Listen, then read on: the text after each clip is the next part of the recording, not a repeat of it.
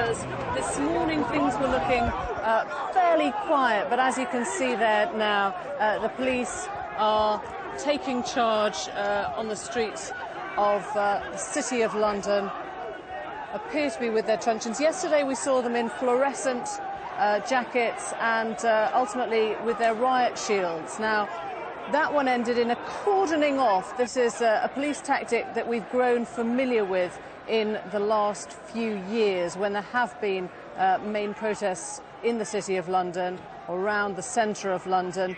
And as we're looking here, we can just make out a sense that they are herding some of the protesters in one direction. I don't know whether this is part of a cordoning process, but it's roughly the same time as yesterday. We saw things starting to get a little bit livelier. What had been a carnival atmosphere during the early morning and lunchtime appeared to get a little bit friskier, shall we say. Well, we can go to Ben Brown, my colleague, who has been outside the Excel Centre all day. As I said, Ben, those pictures were coming closer to the City of London, Bishopsgate.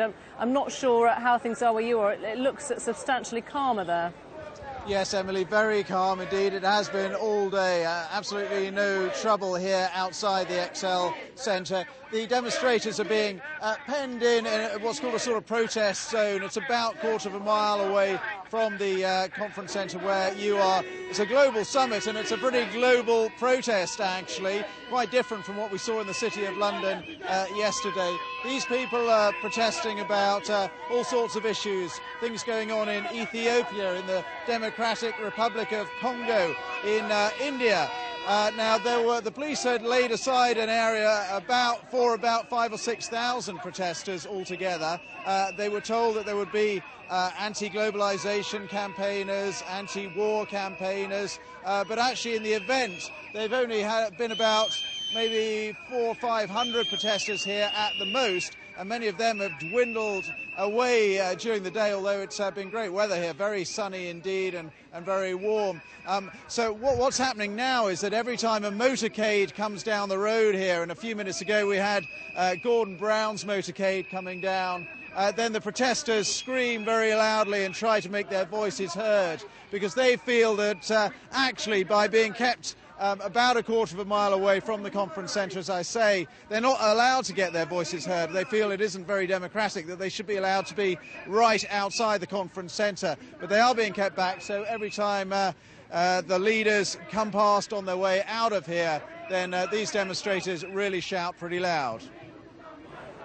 Yeah, interesting, Ben, to know whether they actually disagree with the sort of stuff that is being discussed in here. In old times, if you like, a decade ago, there would be anti-globalisation protests. Now, it's not such a unified voice, if you like. There seems to be so many different groups. You wonder if they actually disagree with what's being discussed here. To be honest, a lot of these people are representing what you could say are quite obscure causes, and actually what they really want is to get their causes on the agenda at a summit like this G21.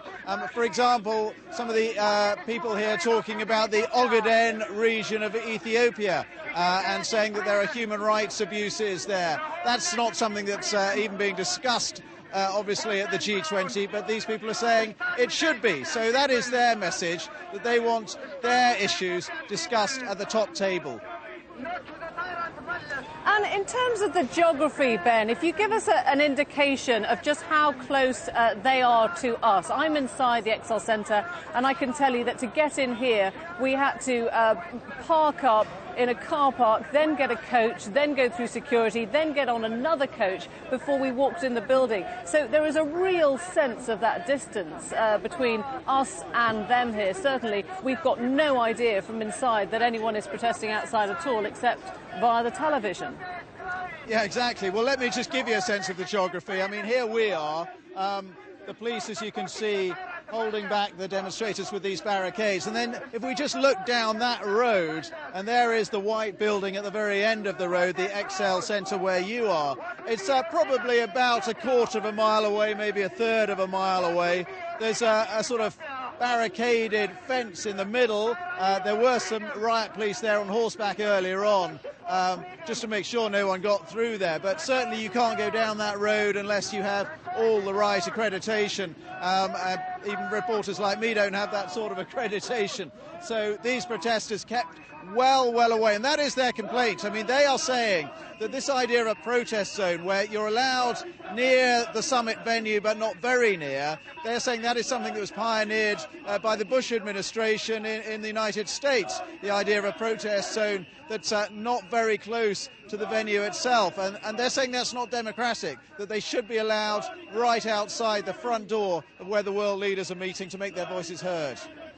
Gorden Brown says the rest of the world is following Britain's lead. There'll be $1 trillion to boost global trade. This is the day that the world came together to fight back against the global recession. Not with words, but with a plan for global recovery and for reform.